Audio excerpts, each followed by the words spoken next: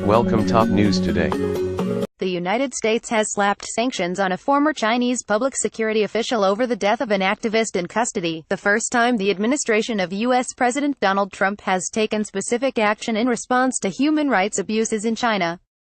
Gao Yan, former police chief of Beijing's Chaoyang district, was one of 13 perpetrators or enablers of human rights violations and corruption around the world targeted by the sanctions, which Trump authorized with an executive order on Thursday.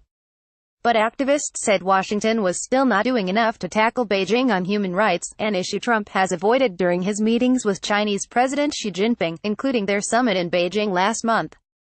The U.S. Treasury Department, which administers the sanctions, said Gao was targeted over the mistreatment of veteran activist Cao Shunli, who died in custody in 2014 after being denied medical care on Gao's watch.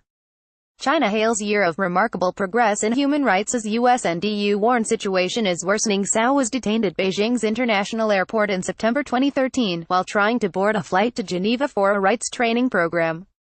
During the next 6 months in custody, the authorities rejected her family and lawyers' repeated requests for treatment for her tuberculosis. She eventually fell into a coma and was rushed to a Beijing hospital before dying in March 2014.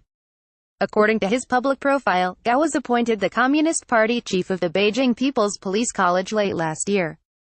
The college did not respond to a request for comment.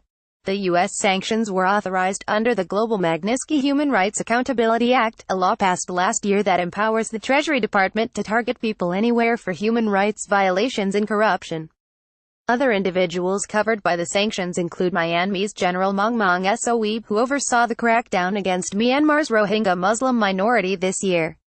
The sanctions block the targeted individuals' assets under U.S. jurisdiction and bar most Americans from any kind of financial transaction with them. Human rights in China under Xi Jinping, worst since Tiananmen crackdown. Amnesty. Today, the United States is taking a strong stand against human rights abuse and corruption globally by shutting these bad actors out of the U.S. financial system. Treasury is freezing their assets and publicly denouncing the egregious acts they've committed, sending a message that there is a steep price to pay for their misdeeds.